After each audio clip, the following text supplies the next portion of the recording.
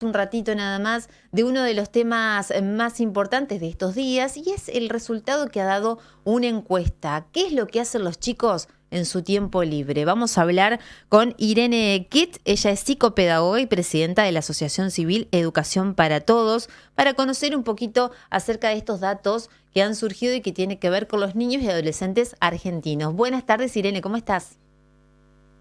¿Qué tal? Buenas tardes para ustedes. Y bueno, como siempre decimos, en este caso estoy hablando como referente de Argentinos por la Educación. Gracias por dedicarle tiempo a educación para que sea un tema de conversación en la esfera pública. Excelente. En primer lugar, bueno, ¿cuáles han sido los resultados que ha arrojado esta prueba? Bueno, esta encuesta es una encuesta que se aplica junto con la evaluación Aprender a los niños de tercer y sexto grado de todo el país, de una manera tal que nos permite decir los resultados con calidad a nivel nacional y a nivel provincial, ¿no? Y entonces lo que se ha trabajado junto, o preguntándole directamente a los niños, además de la prueba de lengua y matemática, haciéndoles preguntas con respecto a lo que ellos informan sobre el uso de su tiempo libre, que hacen fuera del horario escolar, en el entendimiento de que como educadores, como familias, tenemos que entender lo que los chicos piensan y dicen sobre qué es lo que hacen con su tiempo y a su vez ver entre todos, como adultos, qué es lo que podemos hacer para mejorar la calidad de ese uso del tiempo libre. Y bueno, el principal tema que nos encontramos es que no es llamativo, pero bueno, hay, como están ustedes mostrando, hay una enorme, una grandísima frecuencia y preponderancia del uso de pantallas de distintas maneras.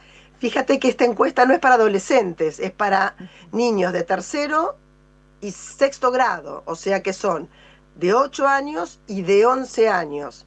Y ya a los 8 y a los 11 años, más del 80% de los chicos, y en algunos casos el 90% dice que se divierte con pantallas, ya sea porque usa redes sociales, porque mira la tele, porque mira dibujitos, etc., digamos, distintas formas de usar las pantallas, con lo que eso tiene de interesante y con lo que eso tiene de desafiante.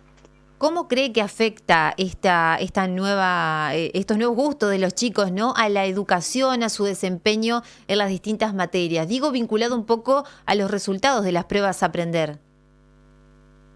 Claro, a ver, lo que nosotros planteamos es que, digamos, las pruebas a aprender miden lectura y matemática, ¿no? Entonces vamos a concentrarnos en lectura para tomar un solo tema, pero sería similar con matemática. Digo, para aprender a leer nosotros necesitamos atención, esfuerzo y mucha actividad mental, ¿no es cierto? Y las pantallas te llevan a una atención dispersa, te llevan a una actividad muy pasiva y digamos, que involucra menos compromiso cognitivo. Entonces, lo que le estamos pidiendo en la escuela, no solamente en la escuela, sino porque se necesita para aprender a leer, es una manera de pensar y de relacionarse con las cosas que no es la de la pantalla. Y en ese sentido, estamos teniendo una atención entre un niño, insisto, que con las pantallas es más pasivo, juega la atención dispersa y no tiene recompensas inmediatas. Eso es lo que me faltaba. Recompensa inmediata. Son las tres cosas de la pantalla. De atención dispersa, recompensa inmediata y pasividad. Y resulta que para aprender a leer necesito como lo contrario. Entonces es un gran reto para nosotros encontrar formas en las cuales eh, ayudar a que ese uso de tiempo libre, que a veces uno no puede tampoco desde la escuela dictaminar eh, lo que la gente hace en su casa, pero sí nos obliga a pensar cómo hacemos para tratar de hacer que jueguen a favor las dos cosas. Ujú. ¿Qué pasa, por ejemplo, en las aulas con el tema del dictado, el uso de la cursiva y un montón de cuestiones que antes por ahí eran normales y se hacían y se decía, bueno, fomenta justamente la atención y un montón de cuestiones? Y hoy por ahí los chicos no las hacen, no las quieren hacer, dicen, mejor le saco una foto al pizarrón. ¿Cómo se hace en ese caso? Sí, es un gran desafío para nosotros como docentes, porque efectivamente en el momento que estás aprendiendo una lengua escrita, sea esa lengua tu lengua materna o si, qué sé yo, uno a veces de grande, yo de grande, por ejemplo, volví a estudiar un idioma y yo misma me ponía a hacer los ejercicios en cursiva, porque justamente la letra cursiva, que tiene continuidad, es mucho más similar a lo que pasa en nuestra mente cuando tenemos nuestro discurso interior que la letra de imprenta, ¿no es cierto? Entonces, el gran desafío es, eventualmente, es encontrar formas en la escuela para que esa escritura concursiva que es necesaria encontrarle el encanto, ¿no? Qué sé yo, que por ahí podamos hacer el desafío de escribirle una carta a la persona que para vos es más importante y tratar de explicarles a los niños qué tan valioso es ese trabajo en cursiva. Ponerle para los primeros grados. Para los grados superiores hay toda una cuestión que tiene que ver, por ejemplo, con identificar la lectura en cursiva como con temas como de cómo explicarte, de claves secretas y de distintas maneras de manejar el lenguaje, porque es una edad en la cual están más interesados. Pero creo que lo que vos bien planteás con el tema de letra cursiva es esto que decíamos entre la recompensa inmediata y la atención dispersa versus el esfuerzo sostenido que significa.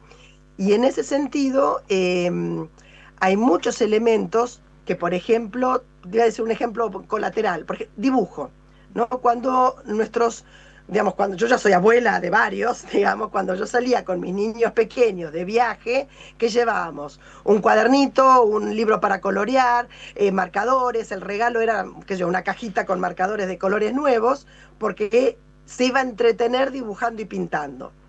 Ahora los niños no lo hacen, no lo estamos haciendo, como abuelos, como padrinos, como tíos, no regalamos ese tipo de cosas que requieren concentración, paso a paso, esa cosa que no es, viste, las cosas de los juegos que son de pintar en internet, viste que arrastrás y se pintó solo, Ujú. perfecto, mágicamente, y no hay ningún problema. Cuando vos tenés que cubrir una superficie pintando, en tu mente, porque pintar, dibujar, no ocurre en la mano, ocurre en la mente, ¿m? Ocurre en nuestra mente.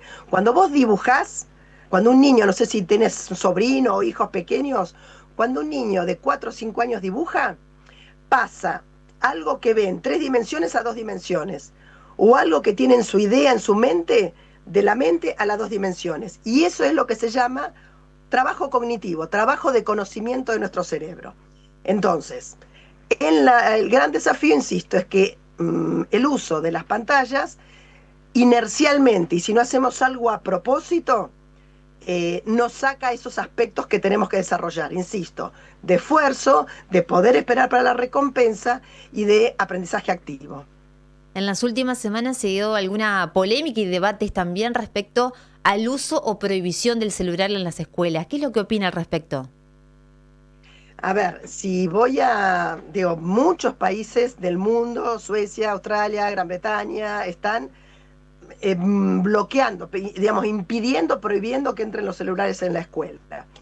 Es muy difícil hacer un uso pedagógico de los celulares, sobre todo en primaria. En secundaria, sobre todo en la secundaria superior, lo podría llegar a pensar.